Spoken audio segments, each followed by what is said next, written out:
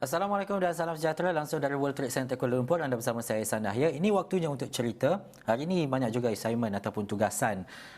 Kalau tengok jadual kepada liputan wartawan hari ini, ada rakan-rakan wartawan kami di Astro Awani membuat banyak liputan-liputan khas, terutamanya untuk melihat kepada perkembangan terkini semasa yang berlaku dalam negara. Tapi ada satu perkara, apabila kita berada dalam fasa peredahan ke endemik ini, perkara yang perlu kita tahu adalah berkaitan dengan jangkitan, bagaimana keadaan semasa, situasi dan juga keadaan ini yang membolehkan mungkin sekarang kita bergerak dengan lebih bebas sedikit, tetapi dalam memastikan SOP itu sentiasa dijaga dan juga diawasi dengan baik sekali. Jadi, mesyuarat pemulihan negara yang sebelum ini telah pun berlangsung berkali-kali, tapi hari ini berlangsung lagi untuk melihat keadaan sebenar dan krisis dan juga isu berkaitan dengan bekalan makanan juga ada disentuh dalam mesyuarat berkenaan. Jadi, wartawan yang bertanggungjawab hari ini yang membuat liputan daripada awal pagi tadi sebenarnya adalah Umawati Ramaya. Terima kasih Umawati bersama dengan cerita. Lama kita tidak bersua dalam keadaan seperti ini. Benar. Tapi ini adalah satu bentuk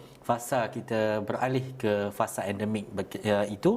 Jadi hari ini kita dapat bersua dalam satu studio yang sama.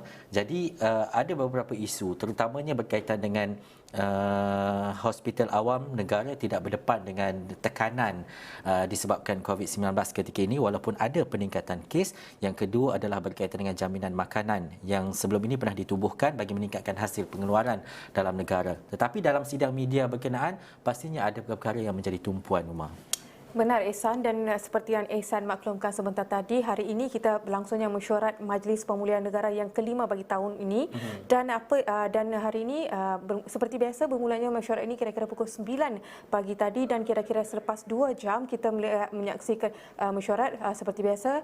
Sidang media diadakan kira-kira pukul 11 pagi, dan hari ini kita menyaksikan sidang media yang dipengerusikan oleh Tan Sri Muhyiddin Yassin. 3 pembentangan daripada kementerian dibentangkan hari ini, dan jika dilihat pada 3 pembentangan hari ini tentunya yang mendahului senarai adalah daripada Kementerian Kesihatan sendiri mengenai status COVID dan juga fasa peralihan endemik, dan itu satu. Dan kedua, pembentangan daripada MIDA sendiri mengenai cabaran serta peningkatan pelaburan berkualiti, dan tentunya isu ketiga yang dibentangkan hari ini yang menjadi fokus adalah mengenai isu pelancongan, di mana Tourism Malaysia agak terkesan kira-kira 99% daripada pelancong tidak turn out last year ekoran daripada pandemik dan sebagainya. Dan di sini saya ingin menyentuh 2 perkara dalam sidang media hari ini, di mana pertama kita menyaksikan bahawa kes COVID pada ketika ini memasuki minggu ke 19 pada 8 Mei hingga 19 Mei lalu menyaksikan peningkatan hampir lebih daripada 100%, iaitu kira-kira 119%. Dan apa yang sebelum ini Tan Sri KP Kesihatan maklumkan menyatakan bahawa kadar keberjangkitan juga meningkat kira-kira 70.2% bagi minggu ke-19, dan hari ini apa yang dikatakan oleh Tan Sri Muhyiddin Yassin sebentar tadi, di mana terutamanya kes walaupun kadar keberjangkitan itu meningkat terutamanya selepas Aidilfitri, namun 99% daripada yang dilaporkan adalah 1 dan 2. Itu yang beliau kata, dan beliau juga memberitahu bahawa dalam apa yang dibentangkan oleh YB Khairi sebentar tadi, tidak berlakunya tekanan kepada hospital awam, di mana hanya kes-kes kerana 99% kes itu melibatkan kes kategori 1 dan kedua, dan kita dengarkan apa yang dikatakan oleh Tan Sri Muhyiddin Yassin sebentar tadi. Akibat yang berhormat Menteri Khairi yang bentang tadi, dia kata keadaan tidak membimbangkan, hospital awam kita tidak berhadapan dengan tekanan-tekanan yang agak serius, seperti normal saja. Jadi saya fikir ini masih dalam keadaan yang baik. Memang adalah petanda peningkatan daripada semasa ke semasa, tetapi kalau ikut laporan tadi hampir 99% pada kes itu ialah daripada kategori 1 dan 2. Jadi itu agaknya amat orang kata mild. Jadi sebab itu saya tak nampak muka menteri tadi cukup bimbang macam yang saya lihat 2 tahun yang lepas. Jadi makna situasi is very much better lah yang kita lihat pada sekarang.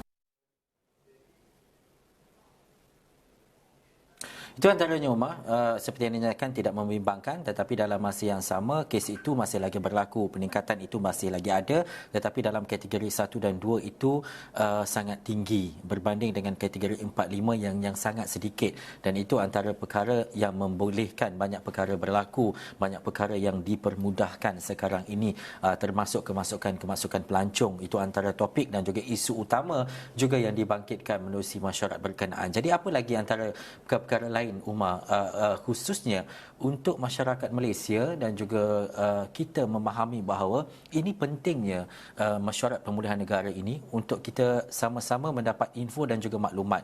Dalam masa yang sama, inilah yang berlaku dalam situasi semasa negara.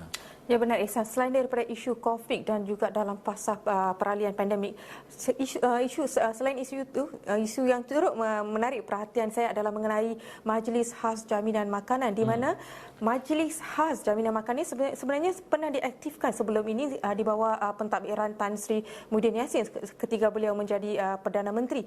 Namun sekarang tidak begitu aktif, dan jadi apa yang diutarakan dalam mesyuarat sebentar tadi, di mana beliau mahu majlis itu diaktifkan semula untuk menjamin makanan yang pernah bagi menangani isu krisis makanan yang sedang dihadapi oleh kita pada ketika ini. Dan apa yang beliau kata, menerusi pengaktifan semula itu, kerajaan boleh meningkatkan hasil pengeluaran dan juga dalam negara. Dan apa yang kita tahu, bukan saja Malaysia, malah global sendiri sedang berdepan dengan tempias kepada isu makanan ini, menyebabkan harga makanan di Malaysia itu meningkat. Dan apa yang kita boleh lihat sebentar tadi, dan sebelum tu kita dengarkan dulu apa yang dikatakan oleh Tan Sri Muhyiddin Yassin sebentar tadi dalam sidang media.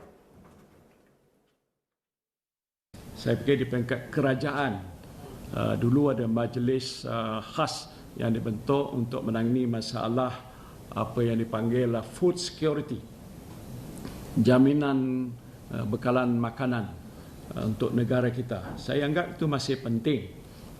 Ini bukan dipimpin oleh Majlis Pemulihan, tapi kalau itu dapat aktivitnya secara lebih mendalam, umpama sebagai contoh meningkatkan hasil pengeluaran dalam negara kita, macam bahan-bahan makanan kita yang sudah dikeluarkan tapi belum sampai tahap self-sufficient, ya, tahap sara diri. Jadi bila tak sampai ke tahap itu, kita masih mengimport.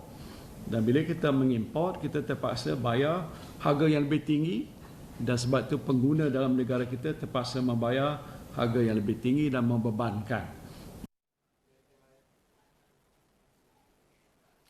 Baik, itu antara yang dinyatakan oleh Tan Sri Muhyiddin Yassin, terutamanya berkaitan dengan bekalan makanan dan untuk meningkatkan pengeluaran. Tetapi sedikit sebanyak ini antara apa yang berlakulah disebabkan pandemik, disebabkan isu-isu antarabangsa yang berlaku dalam masa yang sama. Sebenarnya kita telah memulakannya sejak lama dulu kan Umar? Mungkin ada intipati berkaitan dengan perkara ini. Dan sebenarnya Ihsan, seperti yang saya melakukan sebentar tadi, Majlis Jaminan Makanan sebenarnya ditubuhkan di bawah kepimpinan Tan Sri Muhyiddin pada 8 September 2020, dan di bawah kerangka berkenaan terdapat 4 kluster yang diwujudkan, di mana 3 kementerian dan 1 agensi bergabung untuk mengetengahkan isu dan cadangan penyelesaian kepada rantaian sistem makanan yang serta pelaksanaan strategi yang dikenal pasti, terutamanya pada ketiga negara sedang mendepani pandemik COVID-19.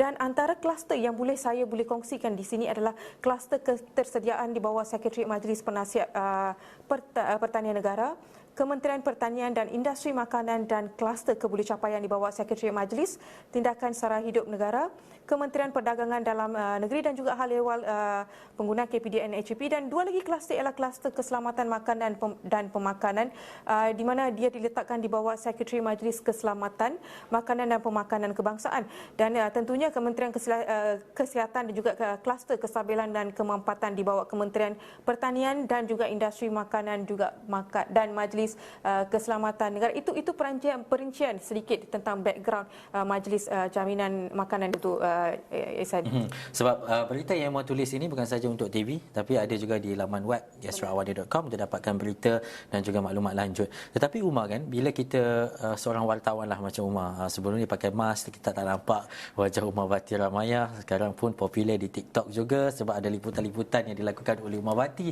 Tetapi mungkin sebagai wartawan, bila kita pergi ke satu-satu liputan seperti ini, pemulihan negara, wig ataupun pemberatnya adalah kita nak menyampaikan sesuatu kepada rakyat, masyarakat dan juga penonton.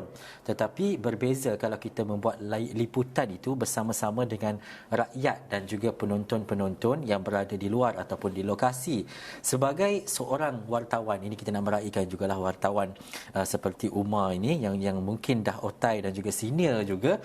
Apa yang membezakan Umar Bati ketika membuat liputan seperti ini, Mesyuarat Pemulihan Negara, dengan liputan yang Umar buat untuk buat stand up, jumpa dengan masyarakat marhain yang berada di luar sana? Perbezaan paling besar yang Umar rasa ketika dalam fasa pemulihan negara ini? Benar apa yang dikatakan oleh Ehsan sebentar tadi. Even saya pun excited hari ni, Ehsan, sebab kita tak pakai mask. Dan sebelum ni sepanjang 2 tahun ni mungkin kalau nak bercakap depan TV kena pakai mask, sehingga kan saya rasa orang pun tak kenal macam saya baru berjinak-jinak dengan TV ni, mungkin orang langsung tak kenal saya. Sebab saya sepanjang 2 tahun ni saya hanya pakai mask. Dan ini pertama kali saya rasa lepas dalam tempoh 2 tahun ni saya berkesempatan, berpeluang, dan saya juga excited untuk make up hari ni sebenarnya, Ehsan. Dan bila kita pergi ke assignment sebelum ni, dan hari ni walaupun pemakaian mask itu tidaklah diwajibkan, tapi rata-rata apa yang saya boleh lihat, kita mempunyai tanggungjawab sosial itu sendiri untuk memakai mask, terutamanya di kawasan-kawasan yang kesesakan, seperti kita kalau let's say kalau saya pergi untuk membuat liputan di pasar ataupun pergi pusat-pusat membeli belah, itu adalah tanggungjawab kita untuk memakai mask untuk membuat liputan. Dan berbalik kepada soalan Ehsan sebentar tadi, apakah perbezaan di antara dua? Dan kalau tengokkan background saya ni, mungkin saya ni banyak membuat liputan-liputan hardcore punya liputan yang melibatkan kes-kes jenayah, kes-kes yang saya kena berdepan dengan banduan-banduan, suspek-suspek di mahkamah dan sebagainya. Dan bila ke sini pula dan buat masa ini saya kena dihantar ke membuat sidang media yang agak formal berbanding dengan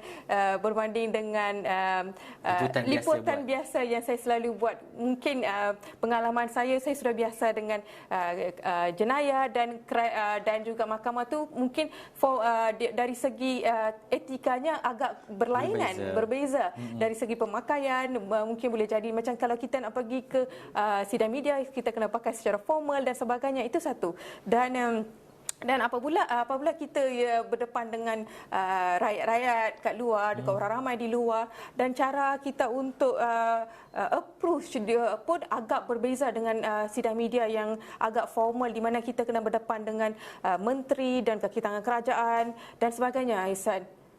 Itu antara perbezaan dan juga yang kita perlu depanilah sebagai seorang wartawan. Bukan apa, bila saya bercakap dengan Umar ini, antara pendekatannya ataupun hubung kaitnya adalah bila kita bercakap berkaitan dengan pemulihan negara, berkaitan dengan fasa perayaan ke endemik dan sebagainya, banyak perkara yang kita lalui dalam tempoh 2 tahun lebih ke 3 tahun ini, daripada bermulanya pandemik COVID-19 sehingga waktu ini. Walaupun pandemik itu belum lagi habis dan juga kita tak tahu sampai bila, tetapi fasa dan juga perayaan itu berlaku dari semasa ke semasa. Dulu pakai mask, sekarang tak pakai mask, tapi tempat terbuka tidak diwajibkan, tetapi masih lagi disarankan untuk pakai mask. Dan selain itu, Umar, menerusi Mesyuarat Pemulihan Negara, sedikit lagi kalau boleh saya tanyakan, ada intipati ketiga yang Umar nyatakan tadi berkaitan dengan makanan. Tadi kita dah sentuh. Yang kedua adalah berkaitan dengan keadaan situasi semasa di hospital dan sebagainya. Ada satu lagi yang Umar nyatakan tadi. Apa dia tadi? Tourism. Bagaimana situasinya, Umar? Okey, seperti apa yang dikongsikan oleh Tan Sri Muhyiddin Yassin sebentar tadi, tahun lalu Malaysia menyaksikan penurunan kira-kira 99.1% kedatangan pelancong, dan ini bukan saja berlaku di Malaysia, Ihsan. Dan satu lagi, pelancong yang terbesar ke Malaysia antaranya adalah daripada China, masih lagi mengekalkan sempadan dan masih lagi menuntut sempadan.